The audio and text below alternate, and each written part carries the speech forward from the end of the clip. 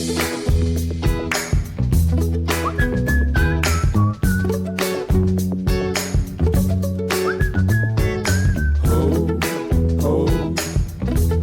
to Storycomic Presents, where we interview amazing storytellers and artists. This is episode 333. I'm your host, Barney Smith of Storycomic.com, and we're excited to have back with us the acclaimed and celebrated comic book writer and artist, Dave Baker.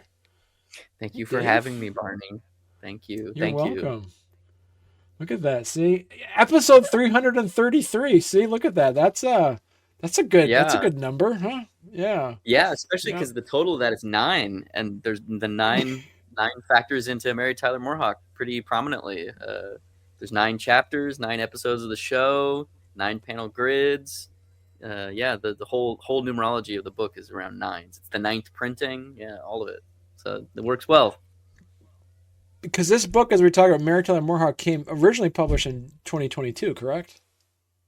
It was finished and published. It was finished in 2022. It's coming out now. Okay. But there's been some exciting times where maybe there's some forces in the present that have been burning all of the copies at distributors. And so we've gone through 8 other printings. This is the 9th printing. Who knows? And this is definitely a real thing and not just like a kayfabe bit I'm doing, because in the indicia it says 9th printing, which factors into the 9th printing army at the end of the book. It's totally not kayfabe. It's absolutely real.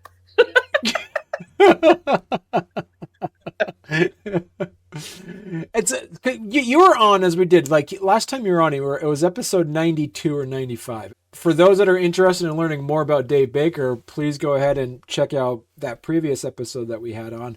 But here we really want to talk about Mary Tyler MooreHawk. First of all, amazing name. Thank you. Second, tell people a little bit about what the graphic novel is, and it is over 130 pages long. This is, Dave, you're never the one to shy away from small stories. Yeah, and you're looking at it in spreads, so it's actually 270 pages. That's right. Huge. Yes. Yeah. Oh, yeah. So the book is titled Mary Tyler MooreHawk, and it is split into 2 halves.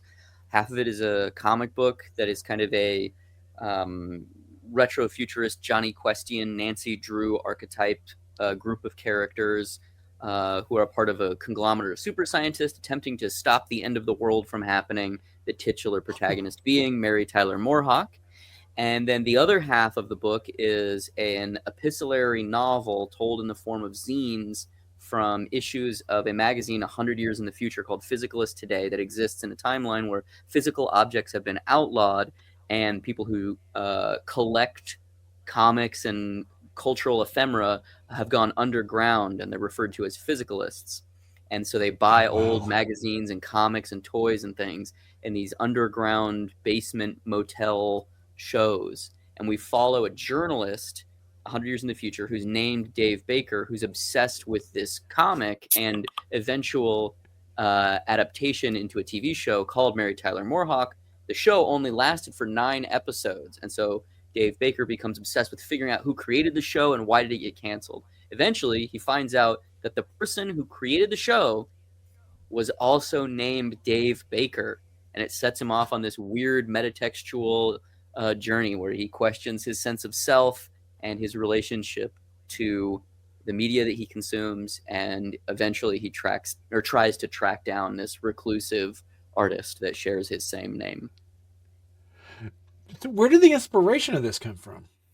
The book kind of started because the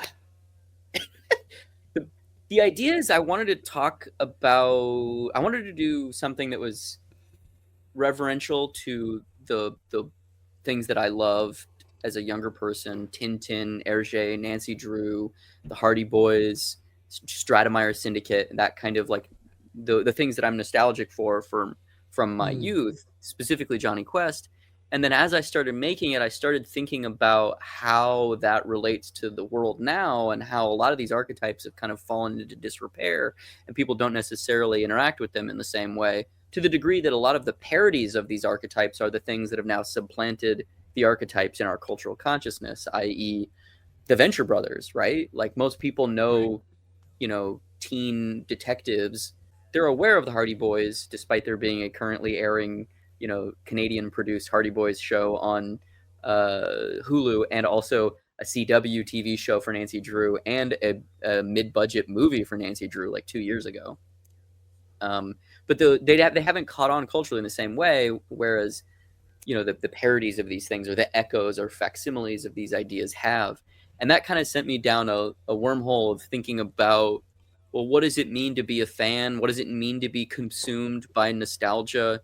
Is that a positive thing? Is that a negative thing? How has the world been shaped by the kind of cultural drift in the meaning of the word nostalgia? Because it used to be nostalgia was just a term that described a wistful feeling of something in your past that you could never reclaim, as in going home, or going home again, or the mom's apple pie. You just never have that again, whatever.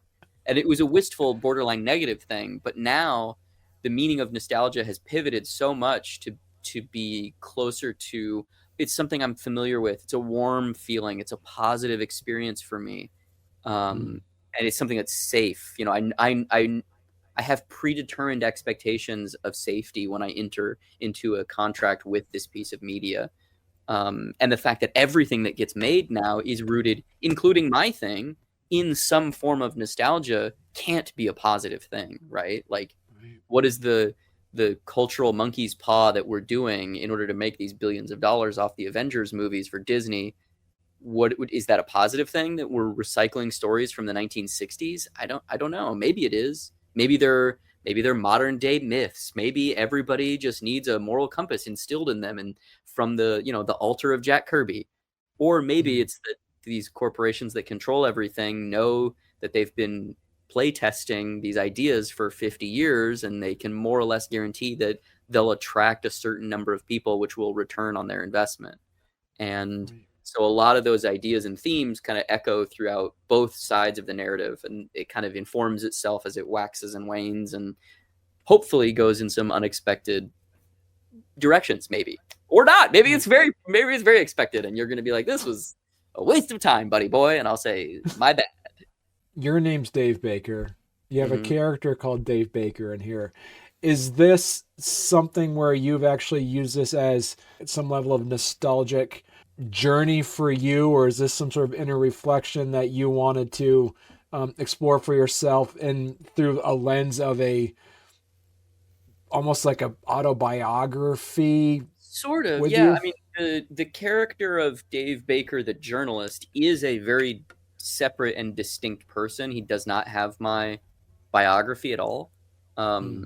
But also part of that is whenever I'm at conventions, I meet 2 or 3 people named Dave Baker. It's a very common Anglo-Saxon last name and a biblical first name. It's like John Smith, And there's actually even here in Los Angeles, there's another guy named Dave Baker that goes to conventions, and like he sells like pins, and like he's an artist. And there's another guy named Dave Baker who's a lawyer in Los Angeles. And then there's another guy in LA who works at Chipotle. He's who works in the corporate branch of Chipotle, and he comes and buys comics from me and gives me Chipotle gift cards. He's a super sweet guy.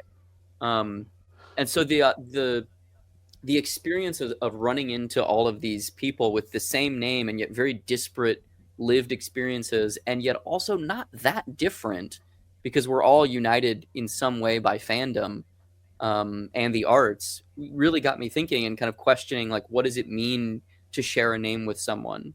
Does it provide an existential kind of guide path for your life? Are you working in similar rhythms? Do you love similar people? Are you fans of similar things? Is your home life the same? What does this mean? And so over the course of ruminating on all that stuff, I spent 3 years writing a novel.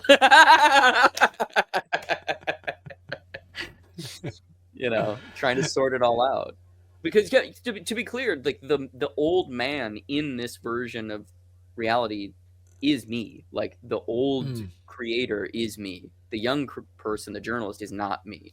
But also I think that all art is autobiography. So there's a case to be made that, by bisecting my personality into the fan and the creator, there's a dialogue that's happening there, and a push and pull. And what is the level of responsibility for equitable compensation that each one of these two halves of the commerce cycle of creating art.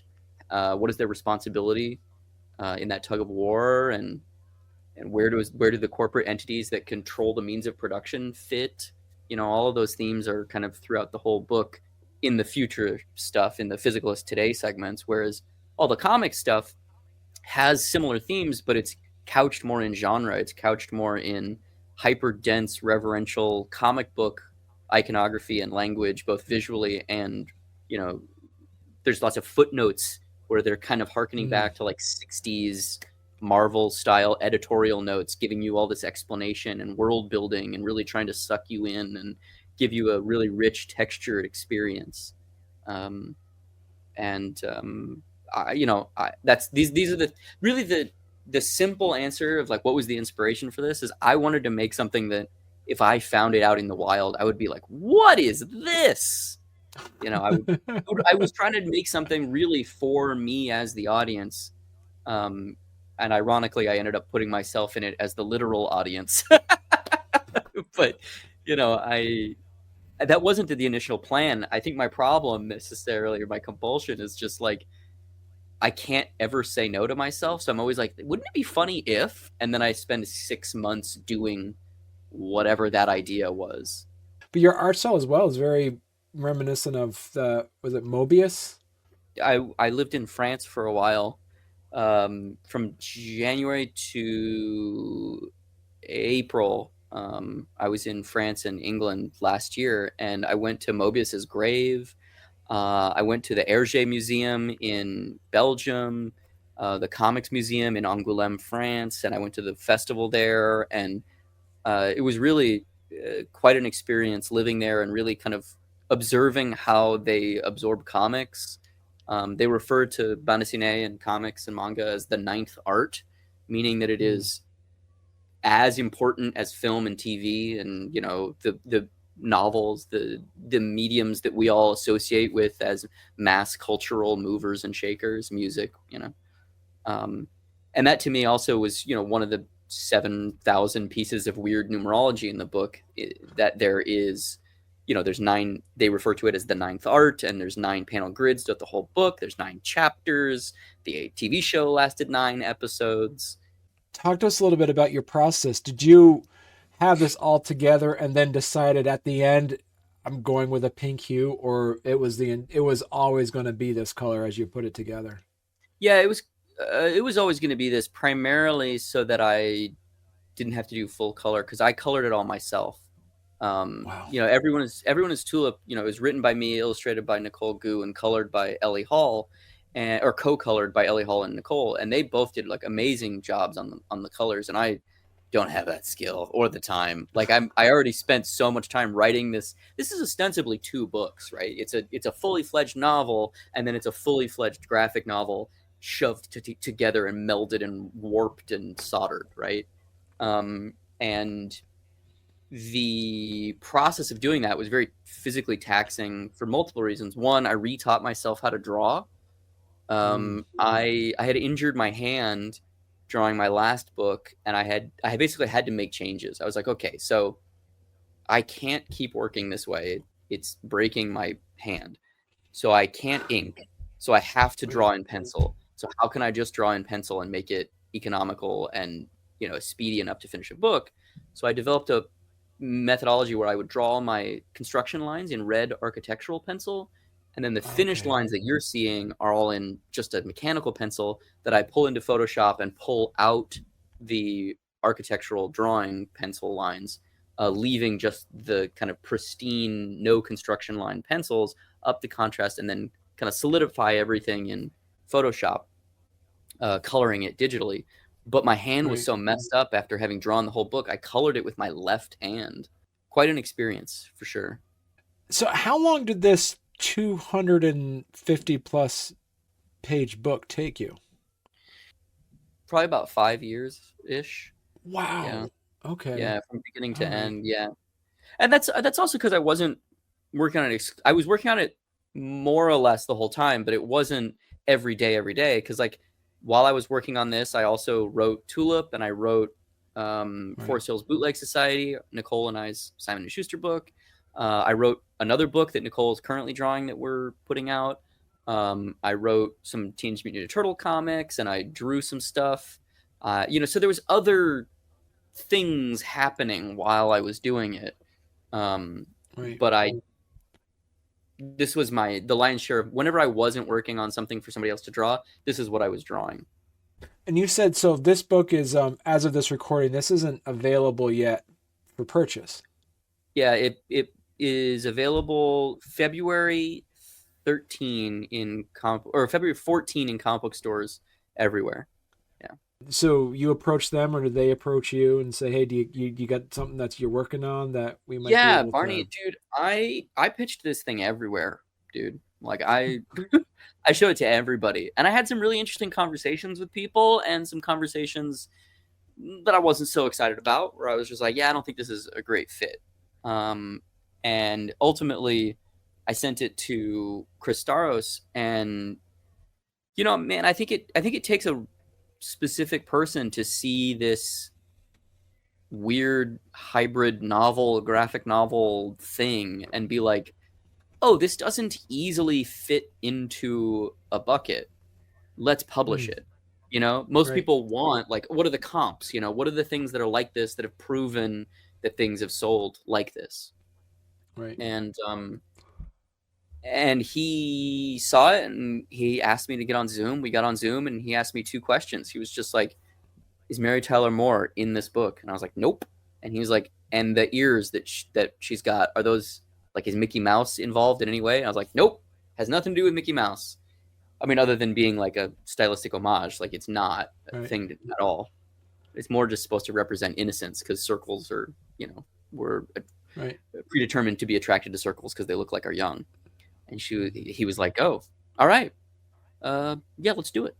And I just think the world of him, man. I think the world of him, that he could see this in a void of other people's reactions and think, I think there's something here, I mean, obviously I think it's cool, but like, I made it, you know what I mean? Like, I'm biased, I spent 5 years making it. I'm very biased. Whereas it's very easy to say, I'm not sure this will work, And he didn't do that. In fact, he said the opposite. He was like, I really think this could be something. I don't know what, but I think it could.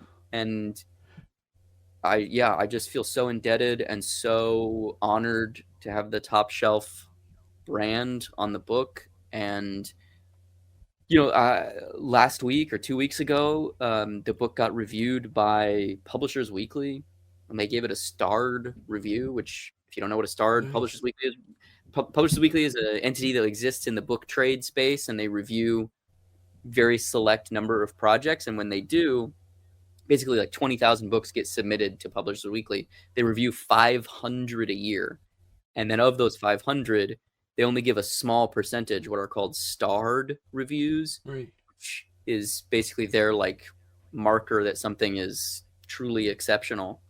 And it got a starred review, and the last line of the review is so crazy, dude. The last line is like, this whirlwind of a graphic novel is sure to please fans of Philip K. Dick and David Foster Wallace. It's everything I could have wanted. This is the part where I get hit by a train. Like, I'm not allowed to have a happy ending, Barney. Like, this is amazing. And the fact that, the reviewer, it's done blind, so you don't know who the reviewer is. But the fact that the reviewer did it and was so kind and really got what I was doing, but also that they specifically picked up on the David Foster Wallace thing is just like so cool to me. Because that's exactly what he's a huge influence on me. I love his novels, and there are like multiple references to Infinite Jest and Broom of the System and The Pale King and all his books in my book, but then also specifically his essays, Consider the Lobster and A Supposedly Fun Thing I'll Never Do Again, were very kind of instrumental for me in kind of like breaking the idea of how I was going to tell the novel stuff up and how I was going to fragment everything. Because his essays use this footnote mechanic where you're constantly bouncing back and forth between a main body and a footnote that it provides some weird ancillary detail. When I read that, I was like, he's actually he doesn't know this, but he's making comics. Like the way he's using footnotes is like the space and the time it takes your eye to travel from the main body down to the footnote is the same thing that a comic does, where it has an image, a gutter, and an image. And I think I could play around with that. This being a perfect example, right? You have a giant double page spread of a bunch of cast members with all of these asterisks and footnotes, and then you turn the page, and then there's biographies on all these characters and who they are and what their relationship is to our main character. And so that's just one way that the footnotes play out in the book. Another way is the kind of classic 60s Silver Age way. And then in the prose sections, there's lots of footnotes that are very jokey and weird and kind of make you question the narrator and if he's being reliable. And like, you know, that's something I was very interested in. I love formal experimentation and weird, you know, literary swings. I'm always down for somebody to be like, yeah, I got this weird idea. I'm just gonna see if this is cool. Is this cool? Most people are like, nah, that sucks. And I'm like, this is amazing. I love it. As you're putting this together, did you come up with the story first, or did you come up with the character first? I think I had the idea to do like a Jonny Quest style action adventure thing with a character called Mary Tyler MooreHawk, but she was a part of another thing. I had an idea to do a book that was like a collection of screenplays and like basically like a behind the scenes book of a TV show that never happened. And one of the episodes was this fake TV show, Mary Tyler MooreHawk, that was adapted from some comics. And I started making a mini comic about Mary Tyler MooreHawk to use as a prop in that short story thing. And then I just kind of fell in love with the character, and I was like, oh, this is so much more fun. And I kind of abandoned that other project and was just like, oh no, it's this. This is what it is. And that's kind of how I feel. You know, it's one thing when you're dealing with a larger publishing entity. Like when I worked with Simon & Schuster with Nicole for our book Forest Hills, I had to submit an outline. We gave them a chunk of the script. There was pages. There was a fully written script, you know, and then we had deliverables, and everything was very production oriented, you know, 1, 2, 3, 4, 5, right? And that's great. It totally makes sense. I can work that way. But I find that when I'm on my own, left to my own devices, doing more kind of a painterly approach where you're just kind of sculpting and figuring things out, and oh, maybe it's this, or oh, maybe it's that, or maybe it's over here, yields more experimental and exciting work. And frankly, I think the downside of that is that you can end up lost in a world of your own making, where you're just like, what am I doing? Is this book ever going to be finished? Like, who is this book even for? And then you also find things that you would not have found otherwise. Right. Well, then that's a good point then, Dave. Who is this book for then? Dude, frankly, apparently it's for me, the goal was to make something that was literary. You know, there are literary comics, 100%, but there aren't as many of them as I would like. I wish that we had our Infinite Jest, our House of Leaves, our, you know, raw shark texts, you know, experimental, weird, avant-garde literary books that connect with people in a strange way and maybe bring people into comics that wouldn't have even thought about it before. You know, Sean Tan is another person that comes to mind of somebody who does writing and drawing in unconventional ways. And, you know, I really wanted to make something that I wasn't sure who the audience was. I just knew I thought it was cool. And if I'm a weirdo, there's got to be other weirdos out there. So let's try and find some weirdos, you know, let's see where this can go. And we're talking before the book is out, but frankly, today it had a review on thebeat.com, and the review is amazing. Like the review's crazy. The last line of the review, I've got it here, is Mary Tyler MooreHawk is a dense, fascinating work. It's a graphic novel that will require several reads, and while on occasion it can feel too on the nose or too indebted to its influences, there's an important critique here worthy of considering. It stands out as an experimental and worthwhile evolution in Baker's style and will surely be looked back on as one of his best works. What? What? I think to me it's just unbelievable that it's not getting just like a shrug of indifference from people.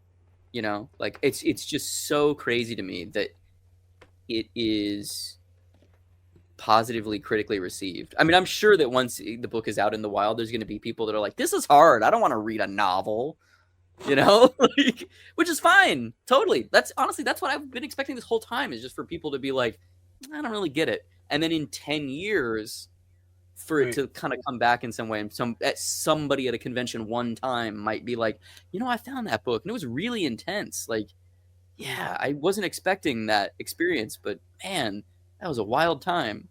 But the fact it's working, it's crazy. Do you have the drive and the curiosity to revisit that world that you created? I don't know. Initially, I was like, yeah, let's do another one. And now I kind of feel like, I don't know. I think that there's ways of revisiting kind of thematic similarities without literally doing another book about her. But I also, conversely, a bunch of the characters from this book show up in my other book, Halloween Boy. Okay. She has not shown up yet, but I wouldn't write that off. I could see myself using her, but it would just be a different thing as like just the comic book stuff, you know, like, because I like her as a character, but I think this piece with the two, I think it's kind of a two-hander, you know, to borrow a film term, where it's that push and pull of the two data sets of this strange, you know, future version of society, and also this weird action adventure comic that's played completely earnestly. Let's talk. So what's next for you then? That's a good question, man. So I'm currently, you know, self-publishing Halloween Boy. I've made 5 issues of it. They're all oversized. The last 2 are triple sized. They're each 60 pages long because, you know, why would I do something easy? And I'm playing around with, maybe I'll do some more Halloween Boy stuff. I haven't really decided on that. For the past month, I've just been doing tons of this, you know, promo tour stuff, lots of interviews, lots of podcasts, all that goodness. And then I've got a couple unannounced projects, and you know, it's the hustle, right? You're always working on 5 things. It's a question of which of those things actually ends up manifesting first. Right. Yeah. That's amazing. Like you said, this is something I've been working on. It's almost, it feels like as though you just like took a piece of yourself and put it out there, and it seems as though compared to your other projects, this is the one that has like most of you in it now. Yeah, I think so. I mean, I think that I don't mean this in a way that diminishes any of the other things, because I'm very proud of the work that I've done, especially the work with Nicole. I think it's I just think of it as a separate thing, right? Like Nicole writes and draws stuff for herself. I write and draw stuff for myself, but the stuff we do together, to me, that's almost like the super group, you know, that's like the, you know, the velvet underground of what we do, where it's everybody coming together. It's the Beatles or whatever, where when we're on our own, like, this is my weirdo. I don't like the Beatles enough to be able to know George Harrison's solo stuff, I guess. I don't know. Whichever of them is the weirdest. I don't know. You know, but Brian Eno, I'll go with Brian Eno. This is my Brian Eno, like, ambient soundtrack thing where you're just like, no one's going to listen to this. And then now ambient is like a huge genre that's like, you know, it played everywhere and people love it. And yeah, I think that there is something, I would say it's the most literally autobiographical, where it's very much about the things I care about: the history of comics, the history of culture, the waxing and waning of the levers of power, the separation of the worker from the means of production, the gangster history of American identity and how we have consistently been non-empathetic to the creative class, the way characters are stripped away from their creators, even now. You know, like all of those themes are things that I am obsessed with, and they manifest in the books in different ways. Where in this one, it's quite literally that. You know, like the one of the footnotes, like the first footnote, is just a history lesson on the various eras. You know, of the Silver Age, Golden Age, Bronze Age, the Dark Age of comics. Like it's very like like that review said, sometimes it's a little on the nose, but frankly, we live in an era where subtlety is dead, man. Subtlety is just, whether it succeeds is a separate conversation, but I wanted to make something that attempted to be literary, that attempted to push the medium in a new direction, that attempted to aspire to the heights of what we always talk about, how the medium's potential is limitless, which is true, but also on what scale, right? Because how many times does a publisher on a mainstream level take a big artsy swing? Frankly, pretty rarely. It's usually steeped in genre because that's commercially viable 9 times out of 10. And I was really hoping that I could find somebody to partner with that would believe that I was doing that thing on a successful scale, which is exactly what Chris Staros saw in the book. And frankly, if it wasn't for the design work of Mike Lopez and the photography of David Catalano, I don't know. I don't know if it would have succeeded. I think it's a combination of their design aesthetic, the photography, the prose and ideas that I had, the humor that I bring to it, and then also the comics as this weird soup of ambition that even if it's not really your thing, you could still look at it and be like, well, that guy's trying. Like he's trying. It's good, man. I love it. So, well, thank you so much, Dave, for coming on. I look forward to our next conversation. Yeah, thank you for having me, man. It was a pleasure.